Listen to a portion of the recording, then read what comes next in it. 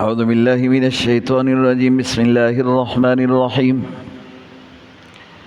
وَإِذَا أَخَذْنَا مِيثَاقَكُمْ لَا تَسْفِكُونَ دِمَاءَكُمْ وَلَا تُخْرِجُونَ أَنفُسَكُمْ مِنْ دِيَارِكُمْ ثُمَّ أَقْرَرْتُمْ وَأَنْتُمْ تَشْهَدُونَ ثُمَّ أَنْتُمْ هَؤُلَاءِ تَقْتُلُونَ أَنفُسَكُمْ وَتُخْرِجُونَ فَرِيقًا مِّنْكُمْ مِنْ دِيَارِهِمْ تَظَاهَرُونَ عَلَيْهِمْ بِالْإِثْمِ وَالْعُدْوَانِ وَإِن يَأْتُوكُمْ أُسَارَىٰ تُفَادُوهُمْ وَهُوَ مُحَرَّمٌ عَلَيْكُمْ إِخْرَاجُهُمْ أَفَتُؤْمِنُونَ بِبَعْضِ الْكِتَابِ وَتَكْفُرُونَ بِبَعْضٍ فَمَا جَزَاءُ مَن يَفْعَلُ ذَلِكَ مِنكُمْ إِلَّا خِزْيٌ فِي الْحَيَاةِ الدُّنْيَا وَيَوْمَ الْقِيَامَةِ يُرَدُّونَ إِلَىٰ أَشَدِّ الْعَذَابِ وَمَا اللَّهُ بِغَافِلٍ عَمَّا تَعْمَلُونَ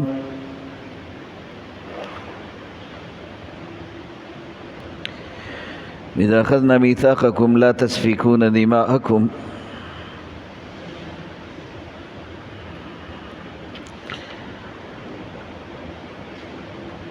پچھلے آیتوں میں بھی ذکر ہوا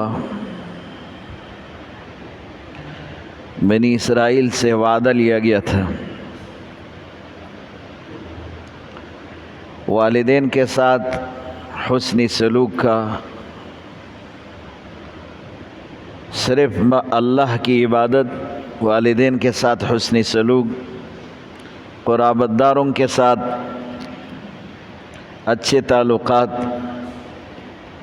یتیموں کا حق دینا، مسکین کا حق دینا، لوگوں کے ساتھ نرمی سے پیش آنا، نماز قائم کرنا، زکوٰۃ ادا کرنا،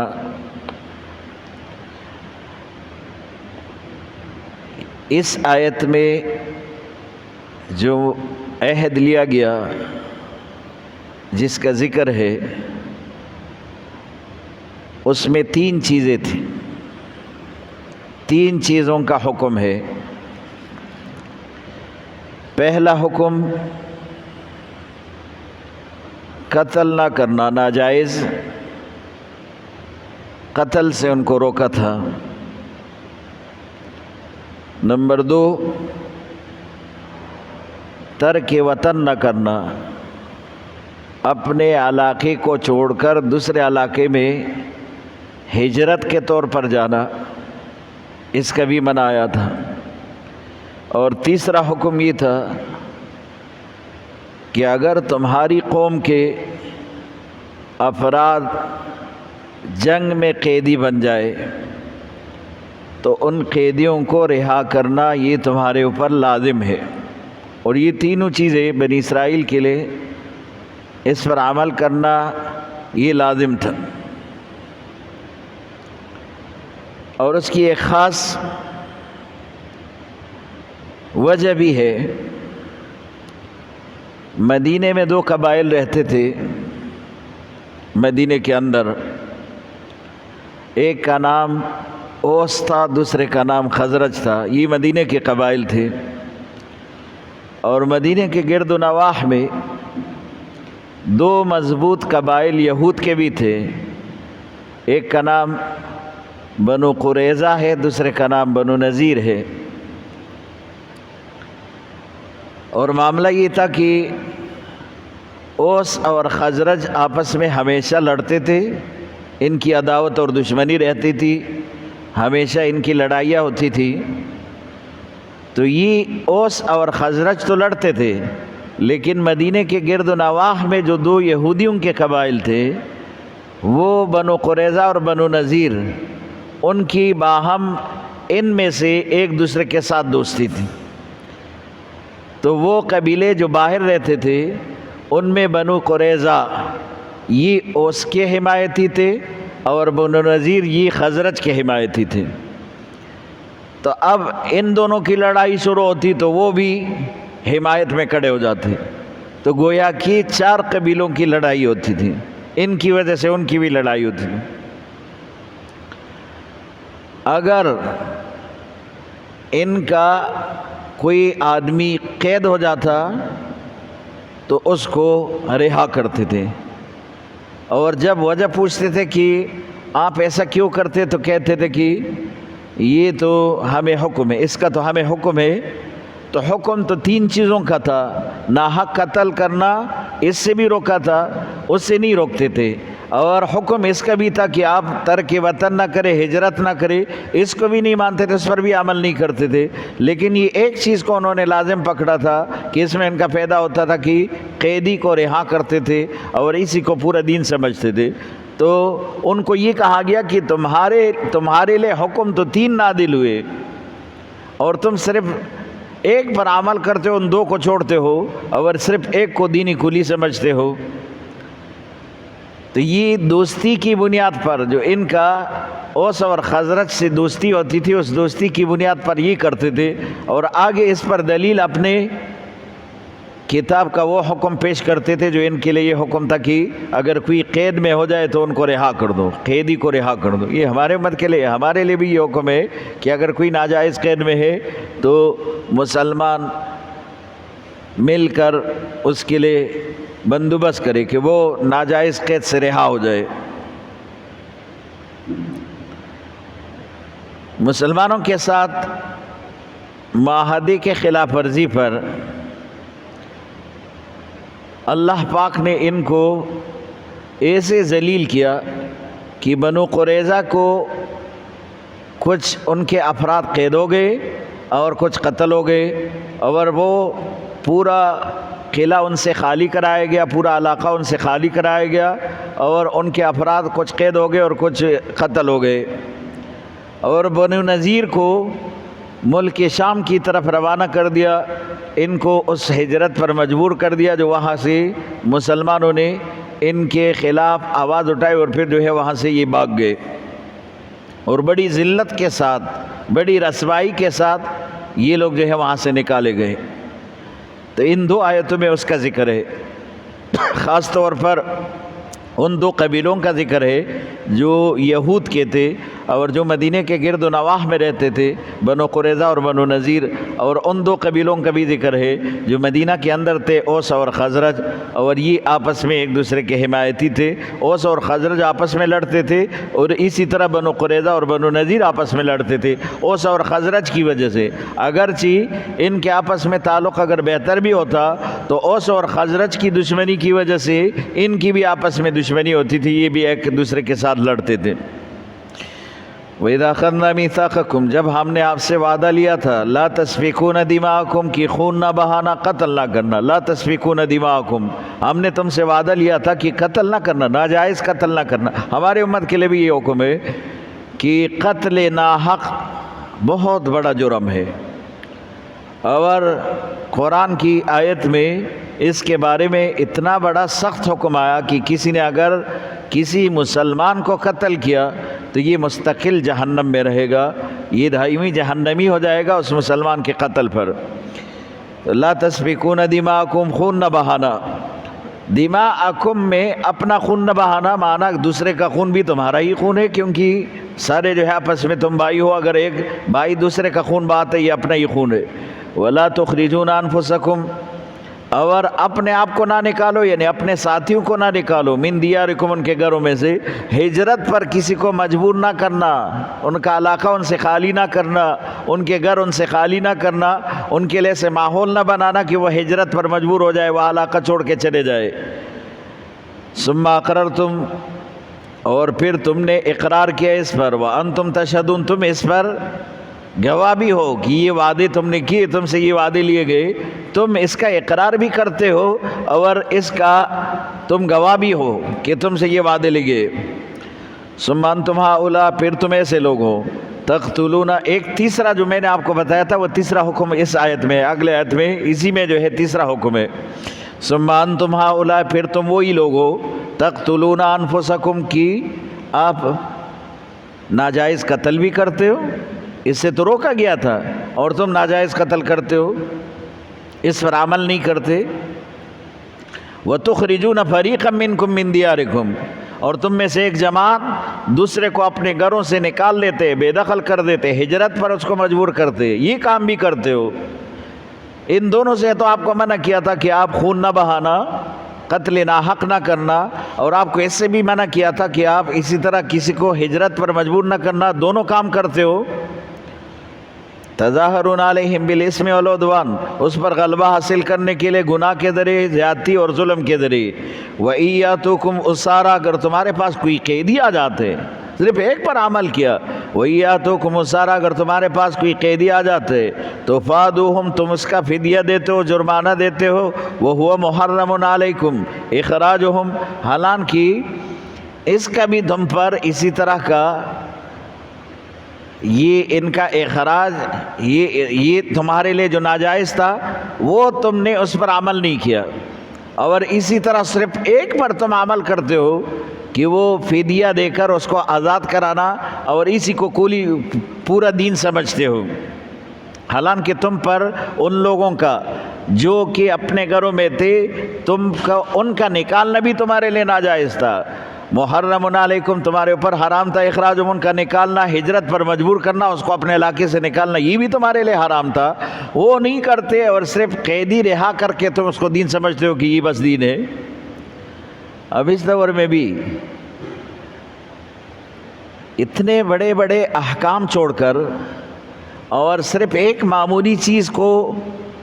پورا دینی کلی سمجھ کر اس پر عمل کرنا، یہ کہاں کا دین ہے، کہاں کا شریعت ہے؟ اب اگر پورا سال آدمی خرافات میں اور اسی طرح گمراہی میں مبتلا ہے اور دین سے دور ہے، اور صرف ربیع الاول کے مہینے میں جھنڈیاں لگا کر اور نعرے لگا کر محمد صلی اللہ علیہ وسلم سے اظہار محبت کرے، تو کیا اس پر جو ہے صرف ان کی بخشش ہو جائے گی جو باقی پورا سال یہ رسول اللہ صلی اللہ علیہ وسلم کے نہ سنت سے اور نہ جو ہے حضور صلی اللہ علیہ وسلم کے شریعت سے واقف ہے، اور نہ اس کے قریب جاتے اور نہ اس پر عمل کرتے، اور صرف جب ایک ہی مہینہ وہ بھی ربیع الاول کا آ جاتے ہیں، اس پر یہ اظہار کرتے کہ میں عاشق رسول ہوں، اور اس طرح جو ہے وہ چراغاں کر کے پھر اسی طرح جھنڈیاں لگا کر یہ کہتے ہیں کہ بس اس پر میری بخشش ہو جائے گی، حالانکہ پورا سال تم نے رسول اللہ صلی اللہ علیہ وسلم کے سنتوں کو ذبح کیا، حضور صلی اللہ علیہ وسلم کے سنت کا مذاق اڑایا، تم نے شریعت اور دین کا مذاق اڑایا، صرف اس نعرے پر اور ایک ہی مہینے میں اور خاص دن پر اس پر تمہاری کیا بخشش ہو جائے گی؟ وَهُوَ مُحَرَّمٌ عَلَيْكُمْ إِخْرَاجُهُمْ، تم پر اس کا نکالنا لازم نہیں تھا، تم پر حرام تھا کہ تم اس کو نہ نکالو گھروں سے، تم نکال رہے، اور صرف ایک قیدی کو رہا کرنے میں دین سمجھتے ہو۔ أَفَتُؤْمِنُونَ بِبَعْضِ الْكِتَابِ، کیا تم کتاب کے بعض حصے پر ایمان رکھتے ہو، وَتَكْفُرُونَ بِبَعْضٍ، اور بعض حصے کو جو ہے آپ اس پر انکار کرتے ہو، کفر کرتے ہو؟ یعنی بھی یہ تو تمہارے ہی کتاب میں تینوں حکم ہے، اور تینوں حکم میں صرف ایک حکم کو مانتے ہو، دو کو نہیں مانتے، تو کیا کتاب کے ایک جز پر تمہارا ایمان ہے، دوسرے جز پر تم کافر ہو، اس کا منکر ہو، دوسرے جز نہیں مانتے کتاب کا؟ فما جزاء من يفعل ذلك، پھر اس کا کیا بدلہ ہے جو اسی طرح کام کرتے، جو یہ کام کرتے؟ قرآن کہتے ہیں اس کا بدلہ کیا ہے؟ الا خزي منکم، تم میں سے اس کا بدلہ کیا ہوگا؟ تو قرآن کہتے ہیں الا خزي، بدلہ اس کا نہیں مگر کیا ہے؟ رسوائی ہے، فی الحیات الدنیا، دنیا کی زندگی میں اس کو رسوائی ہے۔ اور رسوائی میں نے آپ کو بتایا، بنو قریظہ کو قتل کیا گیا، اس کا مقابلہ کیا گیا، اس کا قلعہ خالی کرایا گیا، اور بنو نذیر کو وہاں سے نکال کر شام کی طرف اس کو بھگایا، تو یہ اس کی دنیا کی ذلت ہے۔ تو قرآن کہتے ہیں فی الحیات الدنیا خزی فی الحیات الدنیا، دنیا کی رسوائی ہے، آخرت کا عذاب تو اپنی جگہ پر۔ وَيَوْمَ الْقِيَامَةِ يُرَدُّونَ إِلَىٰ شَدِّ الْعَذَابِ، قیامت کے دن بڑے سخت ترین عذاب کی طرف تمہیں دھکیلا جائے گا، سخت ترین عذاب کی طرف تمہیں لے جایا جائے گا۔ قیامت میں سخت ترین عذاب ہے، اور دنیا میں تمہارے لیے رسوائی ہے۔ یہ حکم عام ہے، صرف بنی اسرائیل کے لیے نہیں، جو بھی اللہ کے احکام کو توڑتے ہیں تو اس کے لیے یہ حکم ہے کہ دنیا میں رسوائی اور ذلت، اور آخرت میں عذاب عظیم، بہت بڑا عذاب۔ دنیا میں اللہ پاک اس کو رسوا کرے گا، اس کو ذلیل کرے گا، وہ کتنا ہی दौलत के ज़रिए अपने आप को मुअज़्ज़ज़ समझे, लेकिन लोगों के दिलों में उनका कोई मोहब्बत नहीं होगा। ये दुनिया की अज़ाब है उनके लिए। व यौमल क़ियामत युरद्दून, क़यामत के आपको वापस लौटाया जाएगा अला अशद्दिल अज़ाब, सख्त अज़ाब की तरफ। वमल्लाहु बिगाफ़िलिन अम्मा तामलून, और अल्लाह गाफिल नहीं है उससे जो तुम अमल करते हो। ये जो तुम करते हो, क्या तुम्हारा क्या ख्याल है कि क्या खुदा को तुम्हारा ये अमल मालूम नहीं? अल्लाह पाक तुम्हारी बात नहीं सुनता? अल्लाह पाक तुम्हें देखता नहीं? अल्लाह पाक तुमसे क्या तुम्हारे बारे में इल्म नहीं रखता? क्या तुमसे बेखबर है? तो अल्लाह कहते हैं कि अल्लाह तुमसे बेखबर नहीं है, अल्लाह को ये सब चीज़ें मालूम है। अगर तुम्हें कोई डील देता है तो ये अल्लाह की तरफ से तुम्हारे लिए सिर्फ़ एक रियायत है, और ये रियायत सिर्फ इसी बुनियाद पर होता है कि तुम वापस आ जाओ, अपने गुमराही से वापस लौट के आओ।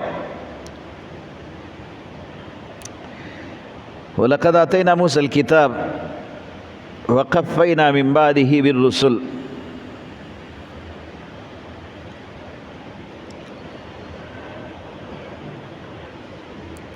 इसी आयत में, बल्कि इसी रुको में ईसा इब्न मरियम का ज़िक्र है। ये वो नबी है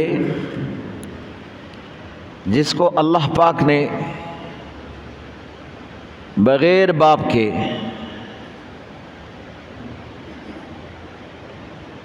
अपनी माँ के हमल में इसी तरह अल्लाह ने जिब्रील को भेजकर, और जिब्रील की एक फूंक से वो हमल ठहरा, और उसी में से जो बच्चा पैदा हुआ हज़रत ईसा इब्न मरियम, इनका कोई बाप नहीं, ये महज अल्लाह के हुक्म से पैदा हुआ। इसको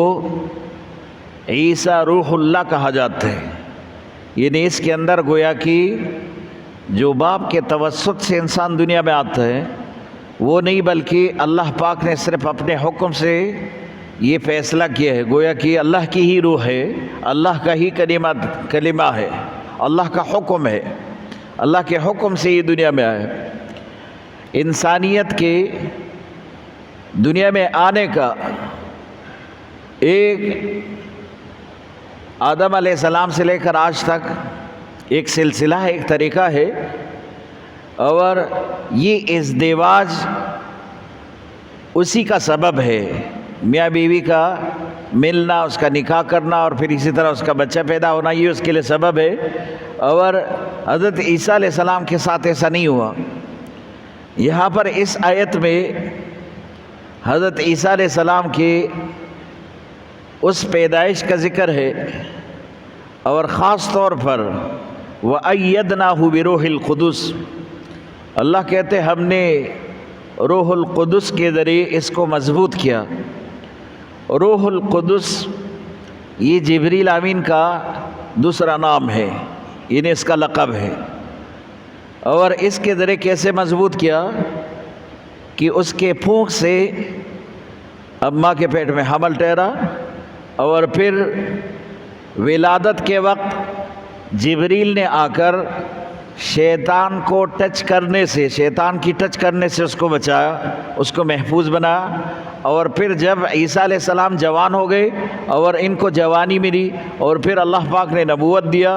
तो जिब्रील साथ साथ रहते थे, क्योंकि यहूद बड़े दुश्मन थे, हज़रत ईसा अलैहिस्सलाम के बड़े दुश्मन थे, और वो किसी भी वक्त हज़रत ईसा अलैहिस्सलाम को अकेला पाकर कत्ल करना चाहते थे। तो जिब्रील उसकी हिफाजत के लिए गोया कि हर वक्त इनके साथ उनका मुहाफ़िज़ थे, उनके साथ रहते थे। और यहूद क्यों दुश्मन थे हज़रत ईसा अलैहिस्सलाम के? क्योंकि बनी इसराइल तो वो भी है और ये भी है। हज़रत ईसा अलैहिस्सलाम की उम्मत, हज़रत ईसा अलैहिस्सलाम ख़ुद भी बनी इसराइल से है। ये उसके दुश्मन सिर्फ इस बुनियाद पर बने थे कि यहूद ये कह रहे थे कि हज़रत मूसा अलैहिस्सलाम के बाद जो भी नबी आएगा उसके पास कोई अपना किताब नहीं होगा, वो मूसा अलैहिस्सलाम के दीन का ताबे होगा, मूसा अलैहिस्सलाम की किताब को लेकर आगे वो बढ़ेगा और मूसा अलैहिस्सलाम के शरीयत के ऊपर ही अमल करेगा। نبی تو الگ ہوگا لیکن شریعت موسیٰ کا ہوگا۔ اگر موسیٰ کی شریعت کے علاوہ کوئی نبی اپنا کتاب اپنا دین اس کے سامنے پیش کریں گے تو وہ انکار کریں گے۔ اور اس وقت تک تقریباً 2000 سال کا فاصلہ، اس میں ایسے اتنے سارے انبیاء بنی اسرائیل کے آئے اور وہ نبی بن کر اپنے امت کے لیے آئے، لیکن ان کے پاس شریعت صرف موسیٰ کا ہوتا تھا، تورات پر ہی اس کا ایمان، تورات ہی ان کی شریعت۔ اور جیسے عیسیٰ علیہ السلام آئے تو عیسیٰ علیہ السلام کے پاس تو اپنا کتاب انجیل اللہ پاک نے اس کو دیا، تو یہود اس کے دشمن ہو گئے کہ یہ تو ہمارے ہی کتاب کے مخالف ہے، جو تورات ہے اس کے مخالف بن گئے۔ اب اگر یہ تورات کو نہیں مانیں گے اور تورات کے علاوہ کسی اور کتاب کا اعلان کریں گے تو ہم اس نبی کو بھی نہیں مانیں گے۔ اور حالانکہ اللہ کا حکم ہے ان تمام امتوں کے لیے، کسی بھی امتی کے لیے، کہ وہ اپنے نبی کے ساتھ ساتھ ان سے ماقبل جتنے انبیاء ہیں سب پر ایمان لائے۔ اگر کسی ایک نبی کا بھی انکار کرے تو وہ مسلمان مومن نہیں رہے گا۔ تو ان کے لیے بھی یہ حکم تھا، بنی اسرائیل کے لیے، کہ یہود کے لیے، کہ تم موسیٰ علیہ السلام کے اوپر ایمان رکھتے ہوئے جب عیسیٰ علیہ السلام تشریف لائیں گے اس پر بھی ایمان لانا لازم ہے، اور ان کے کتاب پر بھی ایمان لانا لازم ہے، کیونکہ وہ سارے آسمانی کتابیں، ہر کتاب پر ایمان لائے۔ آمنت باللہ و ملائکتہ و کتبہ و رسلہ،